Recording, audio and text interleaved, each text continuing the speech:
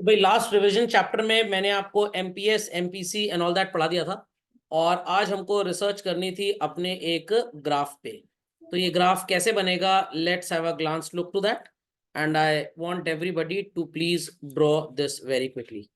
तो सबसे पहले एक आप एक्स एक्सिस और एक वाई एक्सिस ड्रॉ कर लें चिल्ड्रन। कैसे ड्रॉ करेंगे, थोड़ा सा दिमाग लगाना पड़ेगा आपको। और ये जो ग्राफ बनेगा, बिकॉज सेविंग भी शो करना है चिल्ड्रन, तो it will be drawn like this. खोपड़े में बात गई चलो, खोपड़े में बात गई चलो। चलिए, तो अब आप इसको कैसे ड्रॉ करेंगे, क्या कॉम्पोजिशन रहेगा, let's understand. This is Y, this is Y dash origin and it is X axis. Understood this.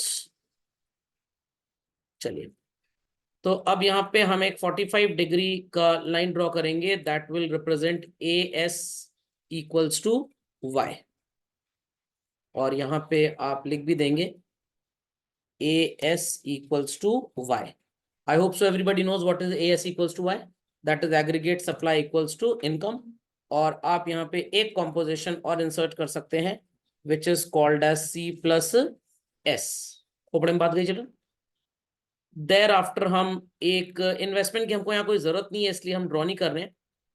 फिर आप ड्रॉ करेंगे what is called as AD children. AD equals to C plus I. तो I am not showing investment, अभी हमको investment की कोई जरूरत नहीं यहाँ पे। आपको नजर आ रहा होगा there is a point which is common on both children, और इस इंटरसेक्शन पॉइंट को आप बोलेंगे इक्विलिब्रियम। क्या बोलेंगे चिल्ड्रन? इक्विलिब्रियम। इतनी बात सबको समझ में आ गई?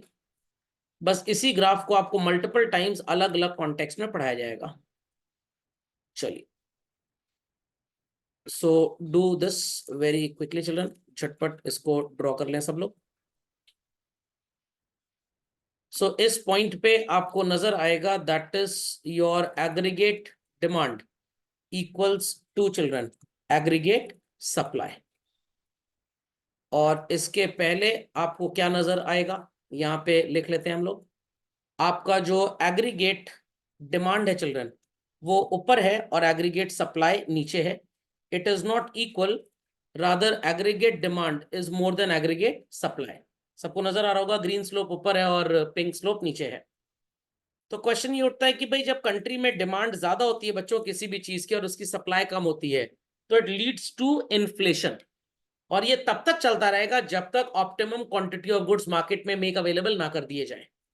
और आपको यहां पे खर्च करने के लिए ध्यान दीजिएगा मेरी बात पे, demand is more and supply is less. जो एएस है वही वाई है, मतलब आप अपनी इनकम से ज्यादा खर्च कर रहे हैं, आपके पास उतनी कमाई है नहीं। जो आपका पिंक कलर का स्लोप है, एएस जो रिप्रेजेंट कर रहा है वाई भी रिप्रेजेंट कर रहा है। तो आप अपनी हैसियत से औकात से बढ़ के खर्च कर रहे हैं। तो जब आपके पास पैसे ही नहीं है, आप कहां से खर्च करेंगे? आंसर इज, या तो अपनी पास सेविंग से विड्रॉ करेंगे, और या तो किसी के सामने कोड़ी की तरह हाथ फैलाएंगे और उससे पैसा मांगेंगे। तो यहां पे जो आपकी सेविंग्स होंगी children, that would be practically negative. I repeat children, savings would be negative. There after ये आगे का कॉन्सेप्ट आपको नजर आएगा, where aggregate demand is less children but supply is more. आप खर्च कम कर रहे हैं बट आपकी कमाई ज्यादा है। तो बच्चों, जब आप खर्च कम करते हैं और आपकी कमाई ज्यादा होती है, तो your saving sounds to be positive. I repeat, your saving sound to be positive. तो यहाँ पे हमने अभी सेविंग्स मार्क नहीं किया, अभी मार्क करेंगे, not to worry at all. यहाँ पे आप आई मार्क कर लीजिए, या आई मत लिखिए, आप सो कॉल्ड क्यू लिख दीजिए, that would be more comfortable. Be quick to this children. So going back to this diagram children, आपको यहाँ पे नजर आ रहा होगा ये जो इसका इंटरसेक्शन पॉइंट है, यहीं पे आपको एक्स इंटरसेप्ट पे सेविंग्स मिलेगा कट करता हुआ। तो कैसे इसको ड्रॉ अप करेंगे? चलिए एक और स्लोप बनाते हैं, that is the slope of let's say blue colour. ठीक, सबको नजर आ रहा है? ड्रॉ कर लीजिए इमेजिनरी।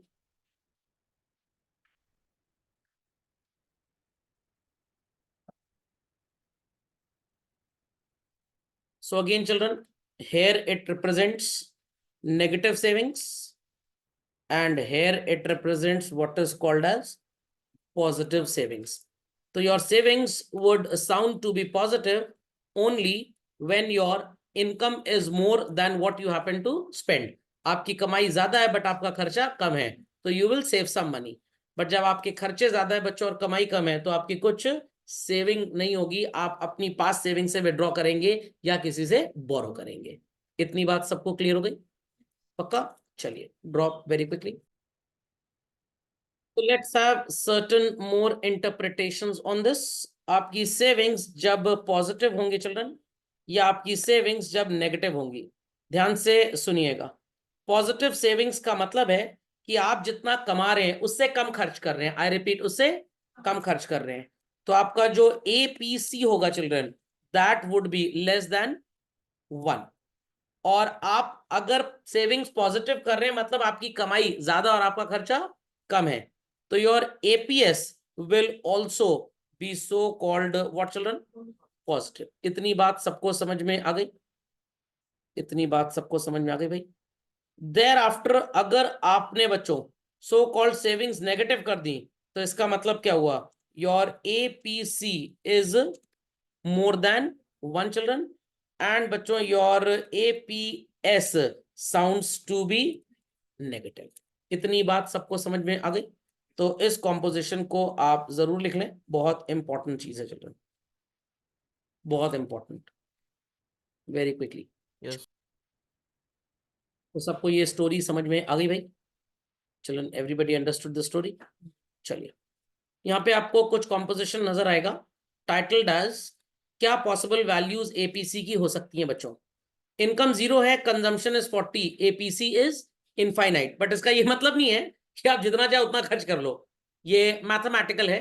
क्योंकि एपीसी का फॉर्मूला क्या होता है children? C upon Y. Your consumption is 40 and income is 0, तो मैथ्स के हिसाब से इन्फिनिटी आ गया। बट इन्फिनिटी का मतलब ये नहीं कि आप जितना चाहें उतना खर्च कर लें। एपीसी अगर 1.2 है मतलब आपकी कंजम्पशन ज्यादा है और इनकम कम है, जो भी मैंने आपको बताया। 1 है, इसका मतलब जितना खर्च करते हैं उतना ही कमाते हैं, या जितना कमाया ऑल हैव बीन स्पेंट। और अगर 1 से कम है, इसका मतलब आपकी कमाई ज्यादा है और आपका खर्चा कम है। तो जब भी ऐसा होगा children, your APS would be positive. जब भी ऐसा होगा, योर एपीएस वुड बी 0। जब भी ऐसा होगा, your APS would be negative. Is that understood? और एक और एग्जांपल ले लेते हैं चिल्ड्रन। एपीएस का आपका सो कॉल्ड फॉर्मूला क्या होता है? It is saving upon income. तो यहां पे जो आपकी सेविंग होगी चिल्ड्रन, दैट वुड बी -40। तो ये हो जाएगा -40 अपॉन 0। ये तो सर एक भयंकर ही माइनस इन्फिनिटी आ गया। तो अगेन इसका भी मतलब यहां पे यही है कि आपकी कमाई 0 है बट आपका स्टिल कुछ खर्चा है। तो एपीसी और एपीएस दोनों अगर नेगेटिव हो गए, सॉरी इन्फिनिटी हो गए, तो डोंट अज्यूम कि आप इनफाइनाइट खर्च कर सकते हैं या आप इनफाइनाइट सेव कर सकते हैं। इन्फिनिटी का मतलब है कि आपका खर्चा ज्यादा है बट आपकी कमाई 0 है, कम नहीं है, 0 है। Is that understood well? Is that understood well? चलिए, सो ये बात सबको क्लियर होगी? चलो, एमपीसी का concept have already been told to you, तो इसमें कुछ खास आपको बताना नहीं है मेरे को। एपीसी और एमपीसी में क्या डिफरेंस होता है ये भी आपको पता है, एवरीबॉडी नोज। एक बात बस याद रखिएगा, value of MPC, I repeat, value of MPC could be more than 0 and it could be less than or equal to 1, and APC can be less than 1, और ये तभी होगा जब आप कंजम्पशन ज्यादा करेंगे और आपकी कमाई कम होगी। Logic understood well? चलिए, द मोस्ट इंपॉर्टेंट इक्वेशन जिससे मैक्सिमम बच्चे घबराते हैं चिल्ड्रन, फॉर्मूला आपको नजर आ रहा होगा कंजम्पशन निकालने का। यहां पे बार ए का मतलब है what is called as autonomous consumption. I repeat children, autonomous consumption. Got it clear? B का मतलब है एमपीसी, इनकम के चेंज होने से आपके खर्चे में कितना चेंज आया। और वाई का मतलब है आपकी इनकम। तो अगर आपको children so called bar A, MPC that is a small B, Y that is income and C that is consumption, चार में से कोई 3 चीजें पता होंगी तो आप चौथी निकाल सकते हैं कि नहीं? Fundamental logic is understood well? चलिए, तो those who have the notes with them, थोड़ा सा बस आप एक करेक्शन अप्लाई कर लीजिए children.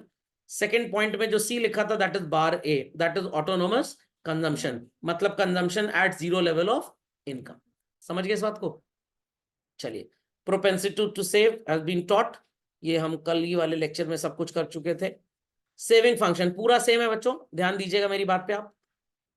This is the equation for calculating what? Consumption. y equals to C plus S, ये तो सबको आता है। अगर y पता हो, c पता हो, तो क्या निकाल लेंगे children? s। I can write the formula like this also if everybody agree. I can write the formula like this also, ध्यान दीजिएगा। c की जगह मैं क्या लिख सकता हूं? Bar a plus B dot Y. बातें समझ में आ रही है मेरी? फिर से सुन लीजिए इस बात को, फिर से सुन लीजिए चिल्ड्रन इस बात को। c प्लस एस जोड़ देंगे तो क्या आ जाएगा? y। जितना आपने कमाया उसमें से जो खर्च कर दिया इट इज सी, और जो बच गया वो s। तो s निकालने के लिए इनकम में से कंजम्पशन को माइनस कर दीजिए, और कंजम्पशन का फॉर्मूला आपको क्या पढ़ाया गया children? Bar a plus B dot Y. तो c की जगह हम इसको सब्सटीट्यूट कर देंगे, तो क्या बनाइए? s equals to Y minus bar a plus B dot Y. इतनी बात समझ में आ गई? प्लीज कॉपी दिस डेरिवेशन, और फिर इसी फॉर्मूले को आपको आगे चल के मैं पढ़ा रहा हूं। क्विकली चलते हैं आगे बच्चों, लेट्स प्रोसीड फर्दर। आपको नजर आएगा सेविंग फंक्शन का फॉर्मूला, ध्यान से सुनिए बच्चों, ध्यान से सुनिए। आपको यहाँ पे माइनस बार ए प्लस एमपीएस डॉट वाई नजर आ रहा है।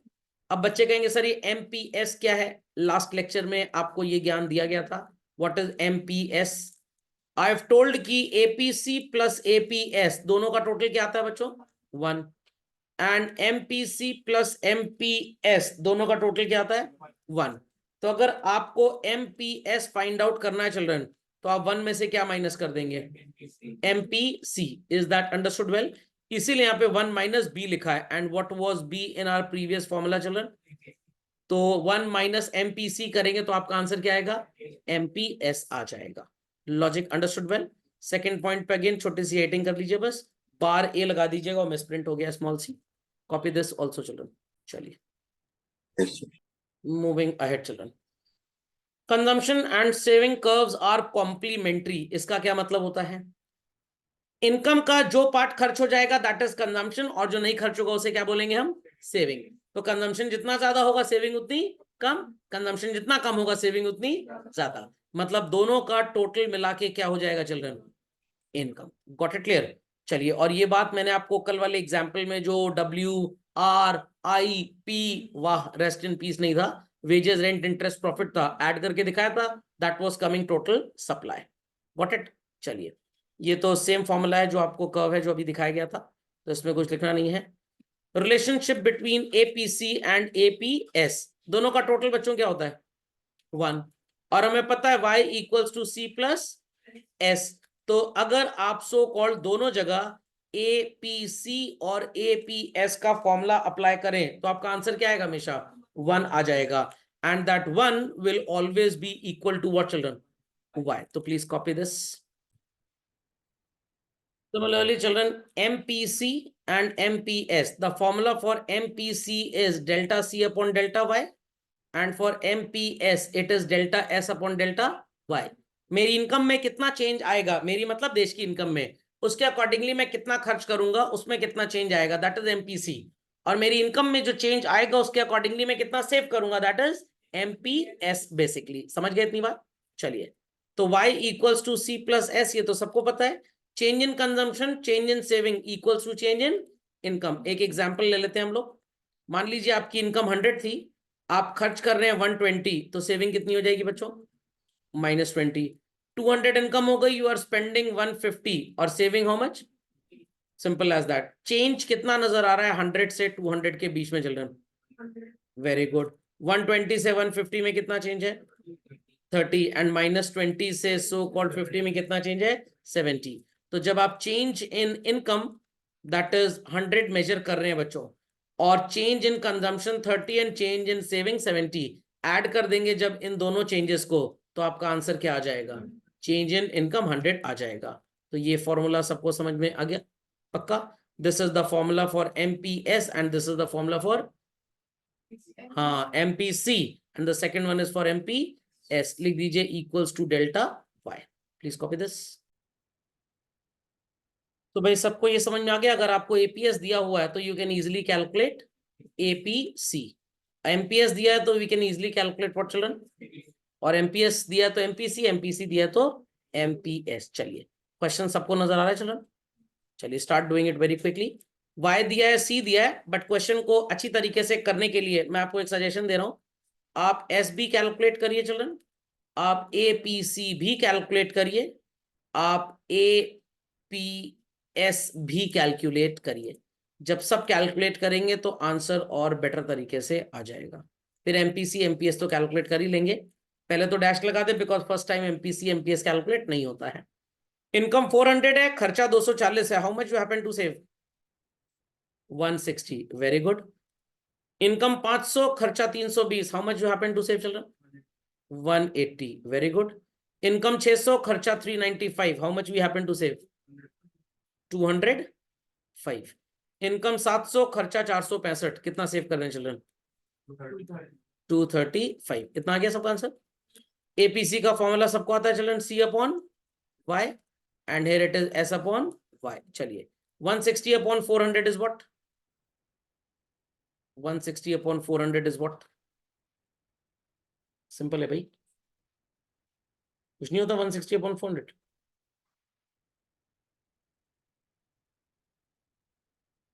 0.4. अब अगर दोनों का टोटल 1 है children, oh sorry sorry sorry I made a mistake. 240 upon 400 I should ask. 240 upon 400 कितना होगा बच्चों? इतनी सिंपल मैथ्स नहीं आती भाई बच्चों को. क्या होगा आंसर? 0.6. और थोड़ी सी अकल लगा लीजिए. एपीसी और एपीएस का टोटल तो 1 ही होता है. तो ये अगर 0.6 है तो ये कितना होगा? 0.4 होगा. मैथ्स के हिसाब से 0.5 नहीं होगा. What is 180 upon 500 children? 180 divided by 500. So it is 320 divided by 500. Oh sorry 320. sorry 320 divided by 500. मैं असल में लाइफ में सेविंग्स की चिंता ज्यादा करता हूँ ना, एपीएस दिमाग में ज्यादा आता है. हाँ चलिए बताइए क्या होगा? 320 डिवाइडेड बाय 500. 0.64. ये 0.64 है तो एपीसी कितना होगा चलो? 0.36. चलिए नाउ 395 डिवाइडेड बाय 600. तो ये आएगा 0.658 है तो 6 कर देते हैं. तो this would be 0.34. And then children 465 divided by 700. तो अगेन ये 0.66 तो ये भी 0.34. Understood well. What is the change in income from 400 to 500 children? 100. Very good, very good, very good. From 500 to 600, what is the change in income? 100. Excellent जवाब. और 600 से 700 में कितना चेंज है चिल्ड्रन? 100. Great answer. अब आप मेरे को बताएंगे 240 से 320 में कितना चेंज है चिल्ड्रन? 80. 320 से 395 में कितना चेंज है? 75. और 395 से 465 में कितना चेंज है? 70. ये तो सब कैलकुलेट कर लेंगे, बड़ा आसान है. क्लास 2 की मैथ्स है, डेसिमल क्लास 2-3 में पढ़ाया जाता ना. 80 upon 100 is 0.8. This is 0.75. This is 0.7. और दोनों का टोटल तो खैर 1 होता है बच्चों. तो ये वैल्यू कितनी आएगी? 0.2. This would be 0.25 and this would B 0.30. ये भी लगे आप देख ही लेते हैं. 160 से 180 हाउ मच चेंज? 20. 180 से 205 चिल्ड्रन 25 एंड 205 से 235 30. Is it a very great rocket science to understand? आप समझ में आया मैंने क्यों आपको एपीएस और एपीसी निकलवाया? बिकॉज अगर वो ना निकालते तो ये निकालना मुश्किल ही नहीं, नामुमकिन था.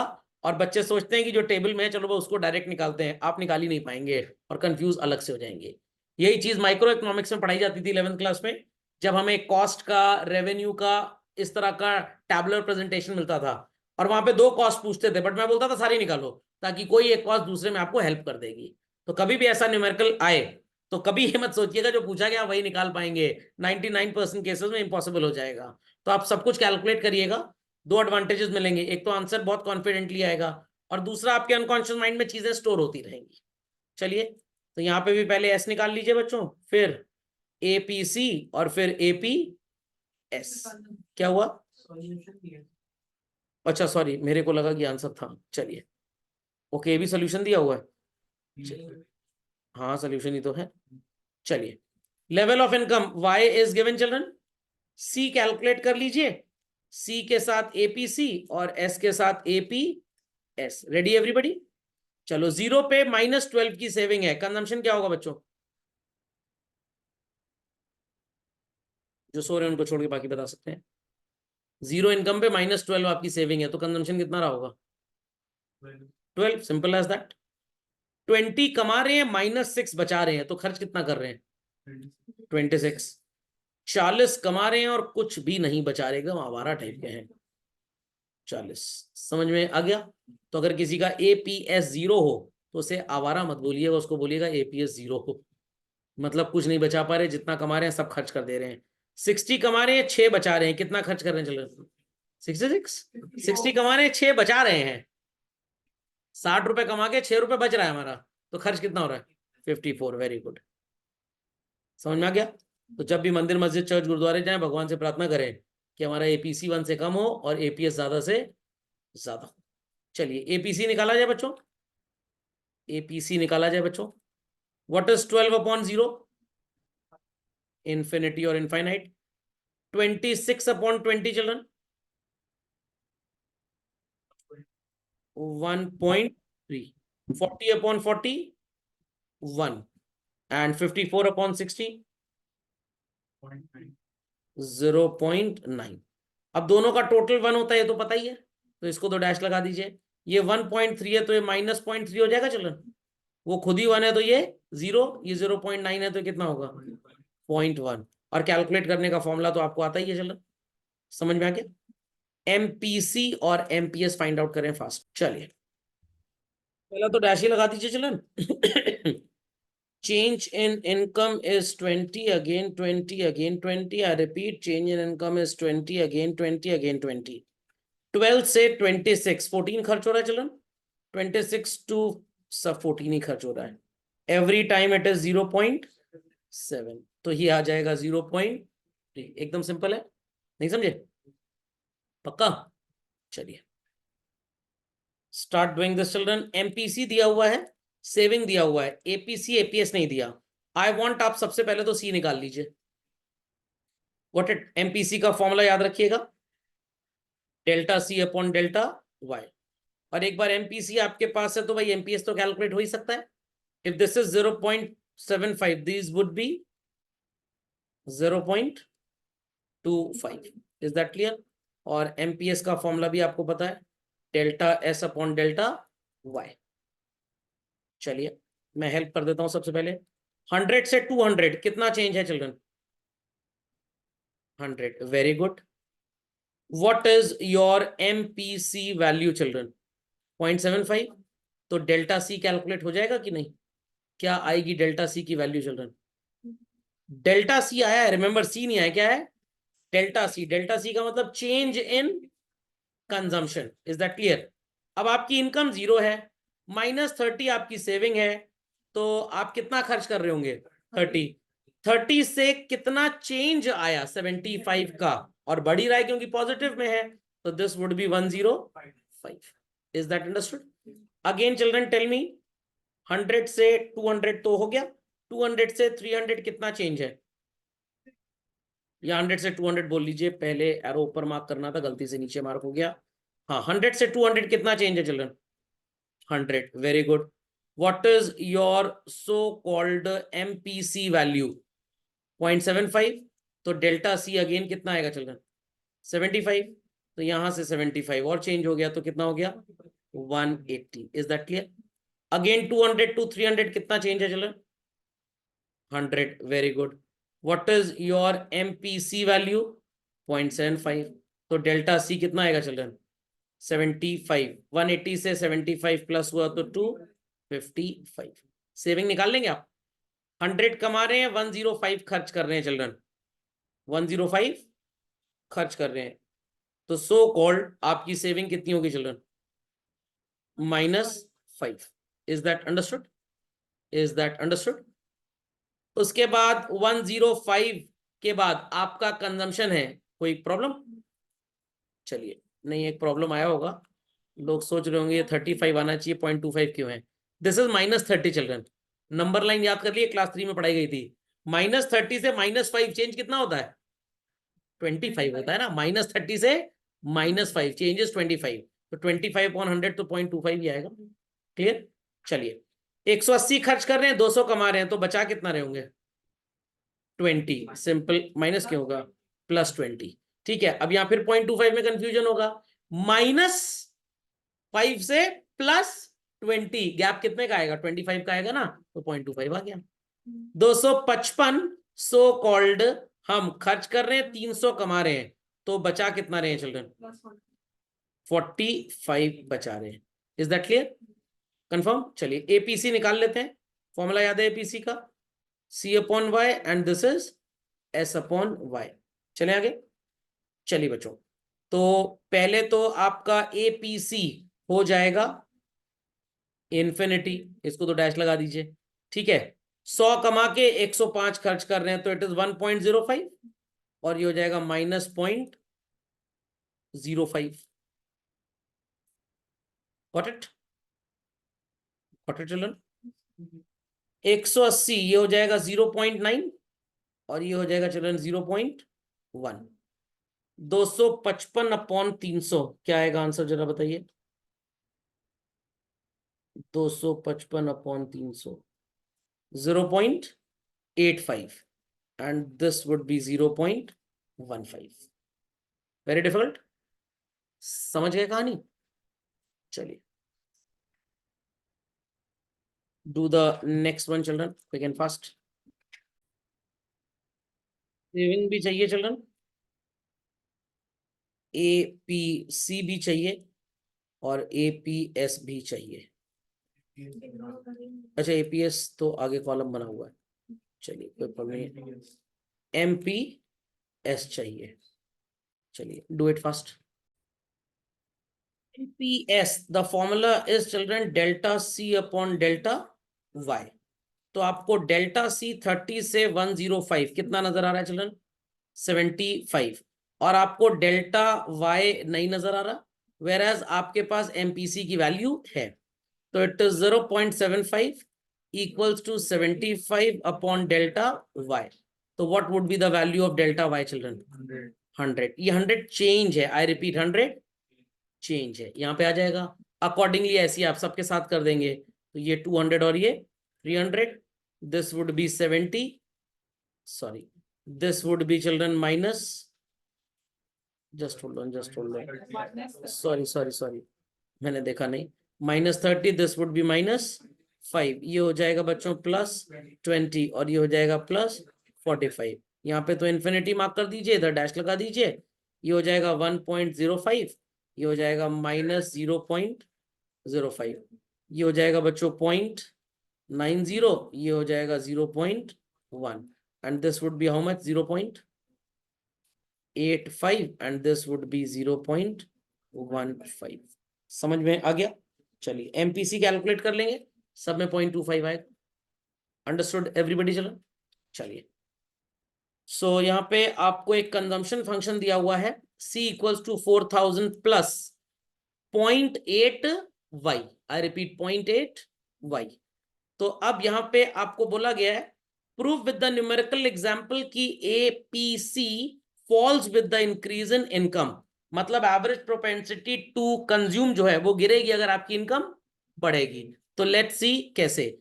तो यहाँ पे आपने सबसे पहले यहाँ पे वैल्यू फिट करनी है, और इन्होंने यहाँ पे क्या ले लिया है? So called assumed amount of income 20,000। तो आप कैलकुलेशन करेंगे, C equals to 4000 plus 0.8 into 20,000। तो चिल्ड्रन 4000 प्लस 16,000, कंजम्पशन कितना आ जाएगा? 20,000। ये लॉजिक सबको समझ में आ गया? कंजम्पशन इक्वल्स टू इनकम या saving plus consumption equals to income होता है। अगर आप 20,000 कमा रहे हैं और पूरा 20,000 खर्च कर रहे हैं, तो आपकी सेविंग कितनी होगी चिल्ड्रन? 0 हो जाएगी। Is that clear? अगले एग्जाम्पल में कितनी वैल्यू ली गई है? 30,000। तो it is children C equals to, कितनी थी वैल्यू हमारी? 4,000 plus 0.8 into 30,000। What is 8 into 30 children? 24। 4,000 plus 24,000 क्या जवाब आएगा? 28। मतलब जितना आप कमा रहे हो 30,000, उसमें से 28 खर्च कर रहे हो, तो बाकी पैसा आप सेव कर रहे हो। Is that clear? तो कैसे आप APC का कैलकुलेशन करेंगे? इट इज 28,000 डिवाइडेड बाय 30,000, तो आंसर आएगा 0.933। And how to calculate APS? It is 2,000 upon 30,000, आएगा 0.933 है चिल्ड्रन, 067। खोपड़े में बात गई? पक्का? चलिए अगेन यहाँ पे आपको सेविंग फंक्शन दिया हुआ है। सॉरी, ये कंजम्पशन नहीं है चिल्ड्रन, मिसप्रिंट है। It's a saving function. ऐसे ही आप मल्टीपल इनकम लेकर यहाँ पे भी प्रूफ कर देंगे। समझ में आ गई बात? तो यहाँ पे भी पहले हमने इनकम कितनी ली हुई है चिल्ड्रन? 20, और बाद में कितनी ली है? 30। तो यहाँ पे इनकम जब आपने 20 ली तो योर वैल्यू इज कमिंग 0.35, और जब 30 ली तो यहाँ पे value is coming how much? 0.36। और आपसे क्वेश्चन क्या बोला जा रहा है? Prove that APS increases. कमाई बढ़ेगी तो इंसान की सेव करने की एटीट्यूड बढ़ जाती है। तो ये प्रूव हो गया यहाँ पे। इससे लॉजिक समझ में आ गया? बट ऐसे क्वेश्चंस बोर्ड में कम आते हैं। बोर्ड इसके ऊपर डायरेक्ट न्यूमेरिकल पूछेगा आपसे, ताकि आप इसी फॉर्मूले को बस अप्लाई करें, income will be given to you, सीधे आपका आंसर आ जाएगा।